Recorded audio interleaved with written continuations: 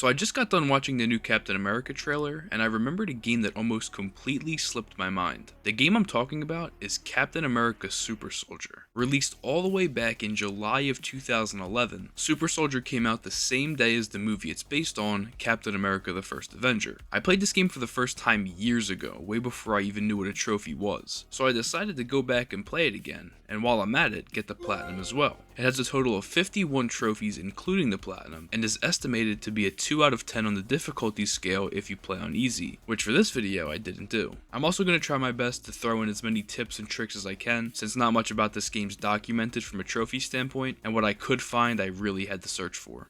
My plan going into this was to play through the campaign and collect the story trophies while completing some of the miscellaneous ones as I went. During the playthrough, I grabbed any collectibles I could, because not only do you need most of them for their own trophies, but they'll also add to the 25,000 intel point requirement for Star Spangled Superhero. Anything I didn't manage to collect during the story, I picked up in the surprisingly short cleanup section afterwards. And lastly, I'll have to earn gold on every combat, gymnastic, and collecting challenge, but I'll explain those in more detail later on. The game starts with a couple of soldiers getting attacked by Hydra. This pretty much just serves as an introduction to the game's enemies. And if you're wondering why they have a blue and red outline here, it's because for some reason you can make the game 3D. I guess that's something people did in 2011. There's a short combat tutorial, and we find Bucky and then Dugan, who kinda looks like Captain Price from COD 2. Then I took down the first Scorcher of the game using a Crippling Strike. That's important because I need to perform the Crippling Strike 50 times for a trophy, and the Scorcher is considered an advanced enemy, which I'll need to defeat 101 of for another trophy. Defeating the Scorcher marks the end of the tutorial and unlocks the first trophy of the game.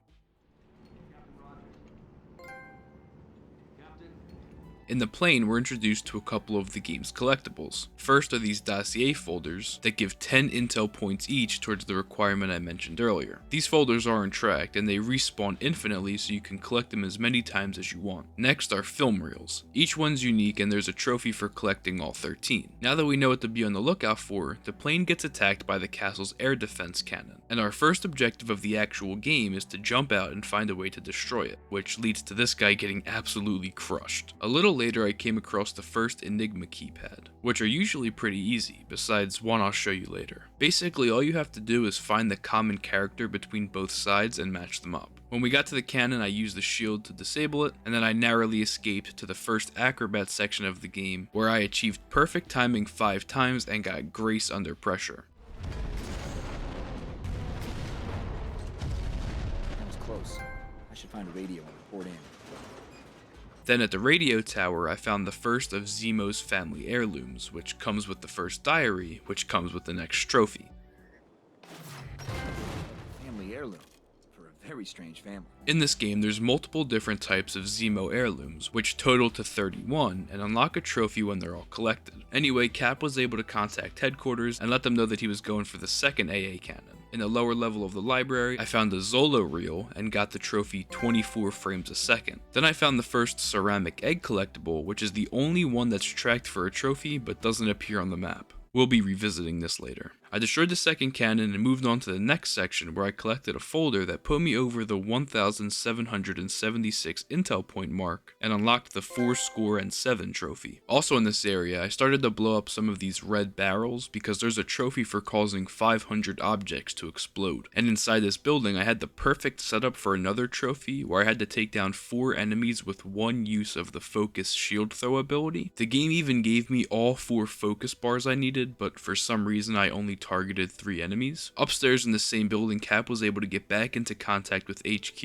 and tell them that the second cannon was destroyed and that he was going for the third one at the estate building, before getting ambushed by a group of enemies who probably didn't know how little their smoke grenade did for them. On my way to the estate building, I learned from seeing the trucks I just destroyed 3 minutes ago that these explosive items respawn when you enter a new location. This is what I like to call foreshadowing. Before I could go any further, I was met with this group of enemies who, for whatever reason, decided to set up an energy cannon in the top floor of a barn. and this is where I ended up dying for the first time. I was eventually able to take out the guards and use their cannon against the reinforcements. Then I did some parkour for this statue, which is another common theme in this game. These kinds of collectibles are marked on the map, but you'll have to do some work to reach them. A little closer to the objective, I went in this bunker and found an enemy schematic, which unlocked the Snap Together Soldiers trophy, and then I was finally able to reach the cannon and plant the explosives to destroy it. In the next area, I came to another realization, this time that the enemies in this game, even on the hardest difficulty, cannot hear. I caused a massive explosion of multiple barrels, a gas tank, and a truck, and when I rounded this corner, the enemies who were no more than 15 feet away from the explosion were just going about their business like nothing happened. That's not necessarily a bad thing, just something I noticed. Anyway, I found this area off to the side with a conveniently placed cannon facing a group of snipers patrolling the scaffolding. When I took them all out, I unlocked the trophy Snipe Hunt, which seems to be a play on Duck Hunt, and this is the only section of the game that slightly resembles Duck Hunt, so something's telling me I was meant to unlock this trophy here. I made my way over to the armory to destroy Hydra's weapon stores, but I also happened to have 4 full focus bars and I couldn't miss this chance a second time.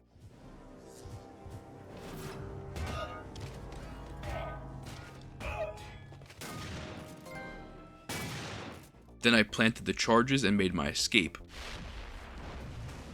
Before I moved on to the next AA gun, I discovered the first sewer entrance. The sewer in this game is actually a pretty cool concept. It's the closest thing to fast travel because it serves as a highway to each of the main areas of the castle. You need to use all 12 hidden entrances for a trophy, but I found a super easy way to do that later on. In one of the rooms down in the sewer, I found a handful of statues that started tracking when I destroyed them, and I learned that there's a trophy for destroying 50. Back above ground, I located the last AA gun, and in order to destroy it, I had to sabotage the anchor points holding it up. As I was destroying the points, I learned a new attack called Weaponize, where you grab a Scorcher and use his weapon to shoot other enemies. I got a couple kills here, but after 10 total, I'll get another trophy. I took out the last support to destroy the AA gun before using a nearby radio to let HQ know the cannons were down. But those AA guns weren't the only line of air defense Hydra had in store, because out of nowhere, a more advanced anti-air pulse cannon emerged from a tower. It was just out of reach, but Cap could get to the radar dish controlling it in time to save the reinforcements. I ziplined over and fought a pretty sizable group of grunts that got me to the goal of 101 for the Back to Basics trophy. Further up the tower, I ran into the first boss fight of the game. I am Baron von Strucker. I am nobility. I am your death. After losing this fight one time because I missed a button prompt, I was able to learn his attack pattern and take him down pretty easily. I made my way up to the radar dish, now on a time limit to save the reinforcements, and when I tried to plant the last charge, Arrogant swine. Von Strucker does not die so easily. he was back, and this time I had just under 4 minutes to defeat him. On my first attempt, he couldn't even leave the elevator before one of his henchmen sniped me. I'm sure that guy got promoted afterwards. Then on my second attempt, I got him extremely low before... Yeah, that one got me so heated I had to pause for a minute. On my third attempt, I managed to finally avoid being shot, and took my opportunity to attack Strucker in the elevator and defeat him. I planted the last C3 charge and destroyed the radar dish, which popped a trophy for successfully planting 3 charges. Unfortunately, destroying the radar caused the cannon to start uncontrollably firing and ended up hitting a reinforcement plane anyway. To make matters worse, Von Strucker survived the blast and tackled Cap off the building, which led to him being captured by this giant walking microwave named Iron Cross. In the Hydra lab, we're introduced to Arnim Zola. Yeah, the guy who left all his film reels around the castle. And he introduces Cap to Madame Hydra before explaining his entire plan. I have worked to recreate his super soldier serum for some time now, using fragmentary notes and samples of the Red Skull's blood. Now, with your kind cooperation, using your blood samples and the observations I have made of you in combat, I finally have the missing pieces I need to perfect the serum, to complete Project Masterman, to create an army of Hydra agents as powerful as you. Cap wakes up in a cell, and Madame Hydra says that some other soldiers were captured from the crashed plane. After breaking out of the restraints, I deactivated the electrified door using the panel that was inside the cell. Just a minor oversight, I guess. Outside the cell, I fought my way through the prison without the shield, which meant no blocking or parrying. Cap contacted headquarters yet again, which popped the trophy calling the folks. The next objective was to find Cap's equipment, as well as Bucky, Fallsworth, and Dugan.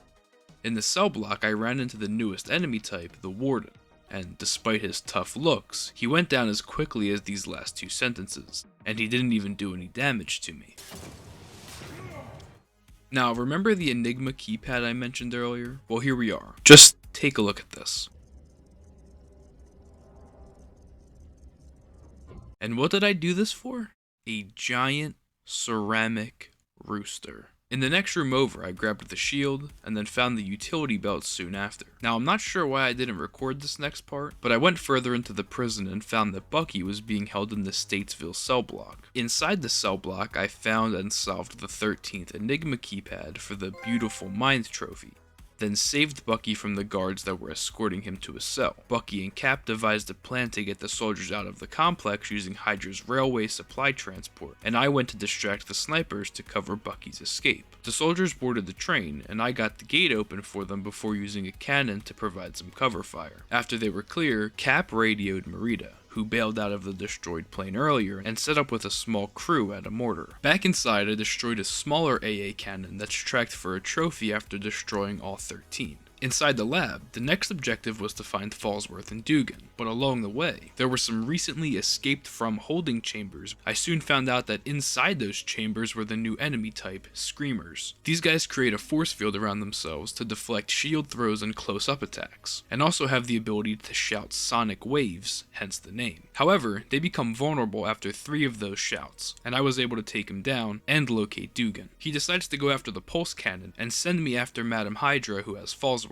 But before we can leave, I had to fight through 3 Screamers, a Scorcher, a Warden, and a group of grunts. After finally taking the lift to the courtyard, I saw Fallsworth being held at the estate. Dugan takes down the enemy helicopter, but before I head for the estate, I took a little detour to the tank path to destroy 2 more of the untracked AA guns, as well as perform a little bit of an exploit for 2 trophies. Remember earlier when I said that when you leave and go back into an area, those barrels respawn? Well, below the courtyard are about 10 explosive items that did respawn every time I went up and down the lift. However, I also had to destroy those 50 statues, so I applied a similar method, but since they don't respawn the same way as the barrels, I had to exit out to the menu and return to my save for them to reappear. I repeated this method about 4 or 5 times until I popped the need a head and he hates these cans trophies. I made my way inside the estate and found Madam Hydra, starting the first phase of the most aggravating boss fight of the game. Basically, Madam Hydra's attack consists of just shooting at you from a distance, and you have to deflect it perfectly to deal damage. If it's not perfect, you'll just block it and do no damage, and if you don't block at all, you'll obviously lose a good bit of health. While you're focusing on this, there's waves of grunts rushing you too. You'll only have to deflect her shot 5 times to finish the first phase before moving the fight to the library. Inside the library is where this boss fight got real, and I won't lie, I died a lot. On my first attempt, I got her just below half health before being introduced to her new type of attack where she shoots an entire clip of ammo at you at once. On my next attempt, I was doing much better. Had her within 3 or 4 more hits when I got blown up by 2 grenades in a matter of 3 seconds. And in this case, the 3rd time was not the charm, because I stunned this first warden and his friend stabbed me through him.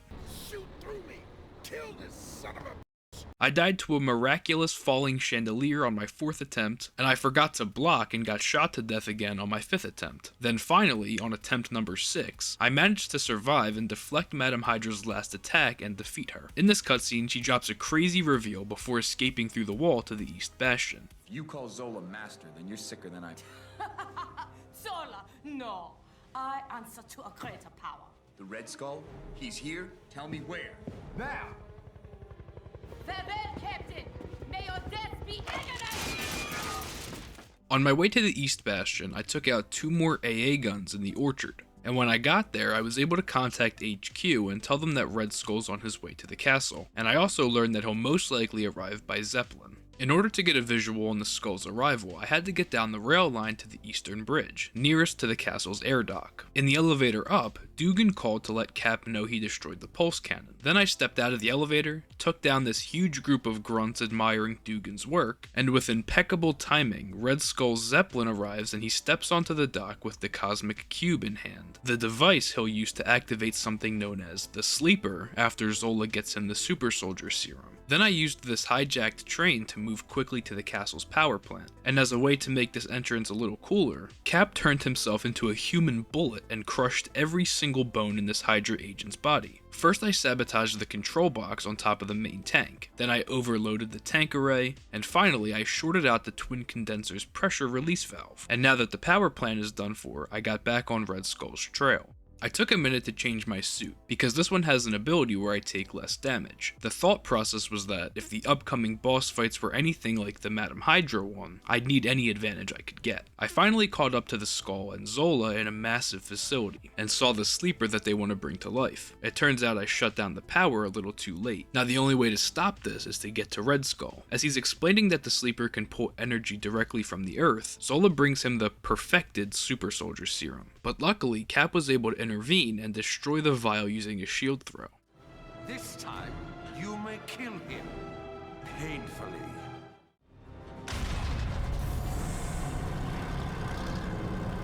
Auf Wiedersehen. This starts the third boss fight of the game, which I expected to be the most challenging yet, but it's very simple once you learn how to counter his one attack. This entire fight consists of perfectly deflecting his sonic blast attacks, enough to build focus and use a crippling strike on him. Every so often he'll fall into this stun position, allowing you to get some extra hits in before going back to the other strategy. I deflected his attacks for 2 minutes straight until he got down to half health and Red Skull decided to step in. In this second phase, Red Skull stands over on his platform, spamming a grenade launcher that he pulled from who knows where, and the tactic is to lure Iron Cross into the explosions until you're able to finish him off with a focus attack. Red Skull activates the Sleeper, which starts to destroy the mountain. Cap chases after Skull, but he activates the Sleeper to knock him out of the air. In a last-ditch effort, Zola transfers his consciousness into some robots, also known as Zola bots.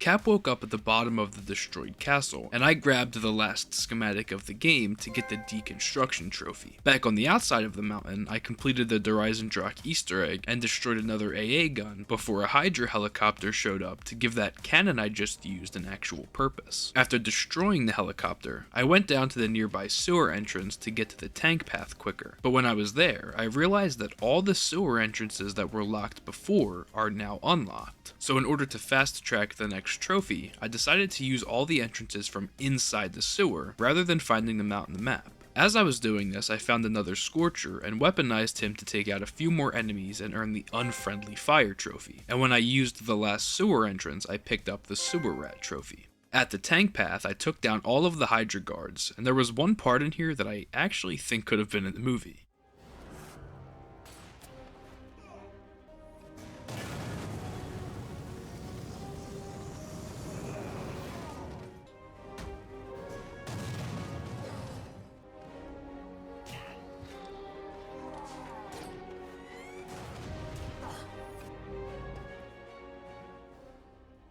I made my way towards the chapel, but Hydra used tanks and explosives to destroy the path. I used parkour to get around to a house with an AA cannon stationed upstairs and destroyed it. From here, I had to figure out a way to destroy the 2 tanks guarding the chapel, but before that, I found the last of Zemo's family heirlooms, which comes with the last diary, which comes with the next trophy.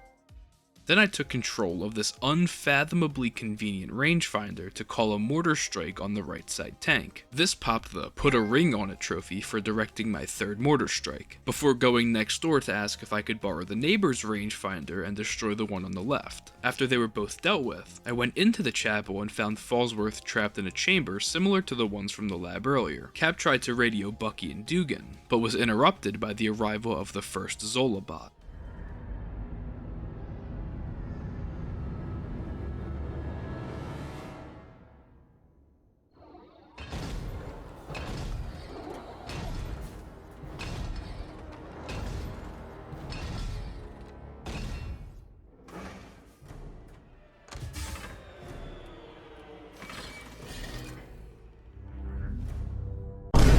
Like the other boss fights up to this point, fighting the Zolobots gets much easier when you learn the attack pattern. This fight was so easy that I actually took a break from fighting him to run around and collect the collectibles that were scattered around the chapel. I grabbed the 13th Zola reel for the slideshow Symphony trophy during this chase, and that seemed to trigger the Window Shopper trophy for unlocking all challenge modes. Then I finally decided to take down the Zolobot and free Fallsworth from the contraption. The rest of the crew joined me before Red Skull started talking through the speaker, saying that nobody would be able to take him down. Cap tells everyone about the sleeper, and then we get the second best cutscene in the whole game. You're all going. Cap, if you think you're putting me on the bench again... I'm not. We need everyone on the field. Whatever's under there is their ultimate weapon. I'm not sure I can stop it. I'm not sure all 4 of us can. I'm gonna need heavy firepower, long-range support. I'll need you manning the mortars. Dugan and Fallsworth can do that. Or you, boy. What makes you so special? Listen to me. None of us are special. If we win, that'll be why. Because Zola and Skull think they're some master race, and we know they're not. We know no man is more valuable than any other. We know it'll take all of us to stop this evil from spreading. All of us standing together, doing our part. I'm best equipped to go down there and see if there's anything I can do to stop it. To find out what I can and relay it to you. But the truth is, it's probably more than I can handle. Which means it's up to you to stop it for good. With mortars or airstrikes or whatever it takes. We either win together or we die together. We'll carry out our duty, Captain. Have no fear of that. Give him a boot in the head for me. See you soon. When the evacuation plane comes, you be there to meet them. With or without me. Back in the courtyard, we find out that Zola had more than one robot, and we witness the awakening of the sleeper.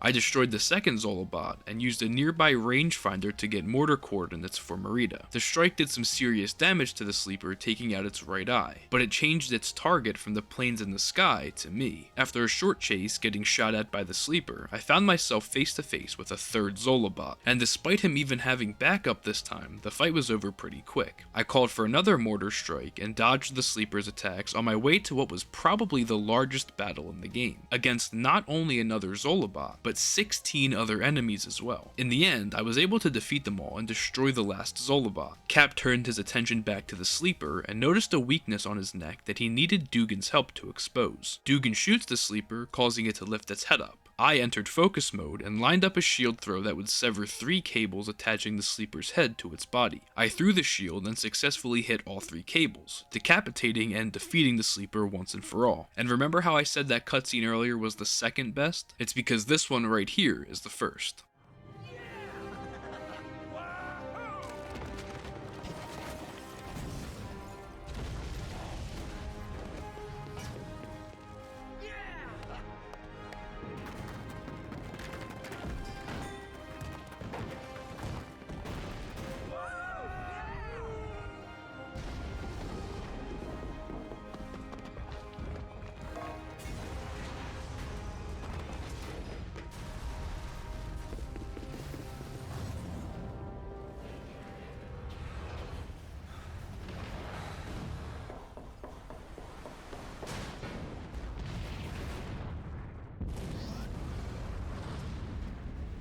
Rogers was still in there. He got out. Buck, that explosion took out the whole side of the mountain. You should prepare yourself for the possibility that... He got out.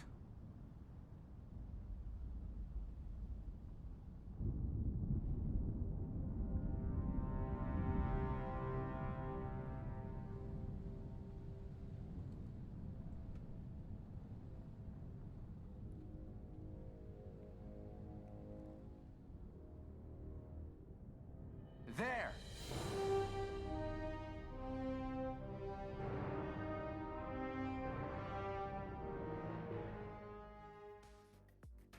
The credits roll on a phenomenal superhero game, and when they finish, we get the To Your Credit trophy. Then, like with Marvel's movies, there's a post-credit scene, which shows Red Skull giving new orders to a fully alive Arnim Zola, and saying that they'll be seeing Captain America again soon. Then, we unlock the last trophy of the main story. Okay, so this would have gotten repetitive if I mentioned each one as I got them, but like you just saw with the Big Sleepover trophy, there was also a trophy popped for completing each chapter of the game. Now there were only 5 more miscellaneous trophies to collect from here. They were Eggman for collecting 50 ceramic eggs, Pow right in the kisser for performing 50 crippling strikes, There Goes the Neighborhood for destroying all 13 AA cannons, Star Spangled Superhero for collecting 25,000 intel points, and Who's the Bully Now for defeating 101 advanced enemies. I collected all but the last one during the cleanup phase because I found a much easier way to take down advanced enemies in the challenges. First, I started by worrying about having to blindly roam the castle in search of the eggs. That is until I checked my map and learned that they became marked after I finished the story. All that stress for absolutely no reason. I found a bunch in the estate section of the castle and grabbed my last one in this hallway from the Madam Hydra fight.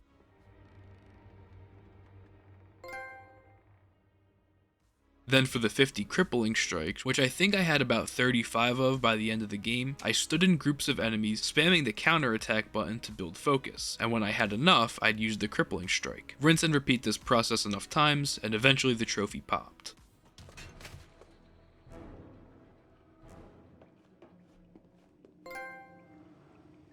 For the AA cannons, I only needed to destroy one more by the time I got to the cleanup section. I actually managed to find a guide for this one online, and it had the locations of the cannons as well as the amount there were per area. With some quick process of elimination, I found the last one I needed in the orchard and grabbed the trophy.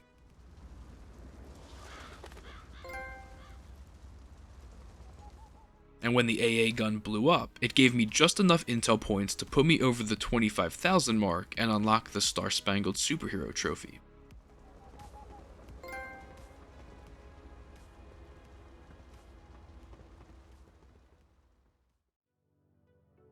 Now for the final phase of the trophy hunt, the challenges. The post-game challenges in this game are all pretty straightforward, and they consist of 3 different types. The first is combat, which is fighting. The second is collection, which as you collect a certain amount of items within a time limit. You'll hear about my experience with this one. And the third challenge type is gymnastic, where you have to combine Cap's acrobatic and combat abilities in a time trial.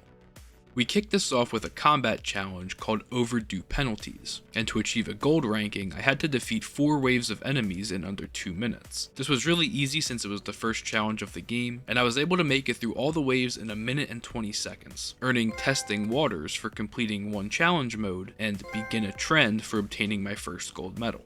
In the first collectible challenge, Hedge Maze, I had to search through a giant maze in the castle's courtyard and find 27 ceramic eggs. Anyway, this challenge throws you in with no shield and no ability to fight the abundant enemy presence within the maze. That is, unless you find your way to one of the 3 ceramic roosters also hidden in the maze that allow you to fight back for a brief period of time. Let me just say, I had a terrible time doing this challenge. On the hardest difficulty, I was being completely bombarded by the Scorchers, and at times the eggs were impossible to see because the concrete is a light shade of gray, and the eggs are an even lighter shade of gray. There was even one attempt where I collected the 27th egg at 4 minutes and 1 second. I nearly threw my controller across the room. After raging multiple times, I went into the pause menu and enabled the setting that highlighted the collectibles to take some of this pain away, and finally grabbed my second gold medal.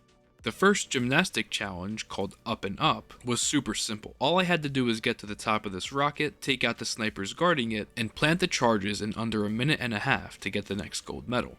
In the challenge Prisoners of War, I had to use acrobatics to maneuver around the prison and use shield throws to take out the waves of enemies spawning in the middle. The first wave just had 3 snipers on each side, then the second had 4, the third wave brought out a Scorcher, and the final wave brought back Madam Hydra. And yes, I had to perfectly time my blocking with her shooting once again. Luckily, I only had to do it twice before she moved over to the other side, and 2 more times there to take her down. After defeating the rest of the snipers with plenty of time to spare, I got the gold medal.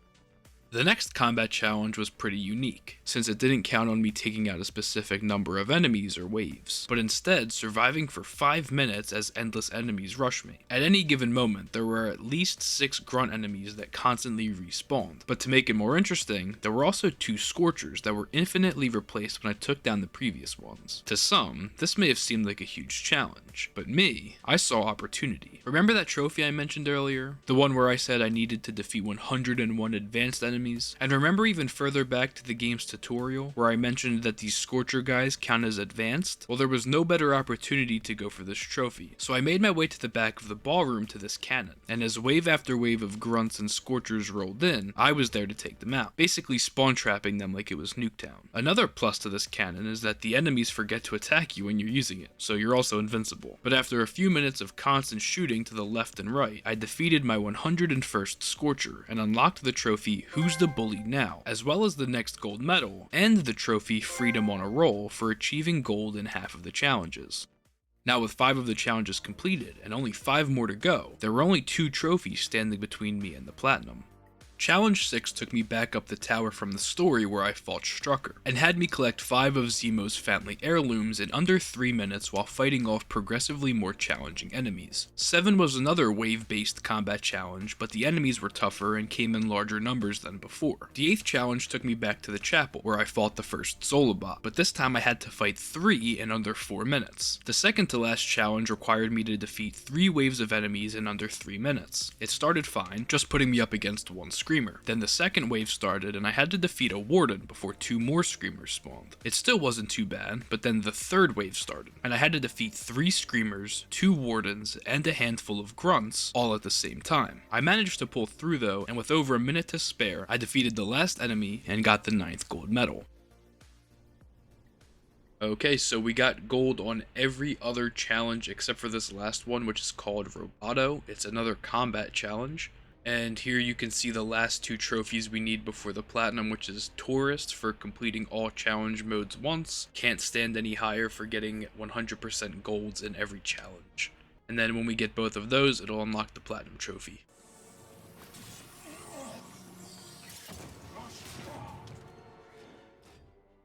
Okay, that's the first wave done. Should do some good damage to him. And there we go. Just gotta destroy the monitor. Alright, and that's 2 waves. Alright, here we go. We got a minute and 20 seconds to take down Iron Cross. Go. We're able to hit him with a triangle attack.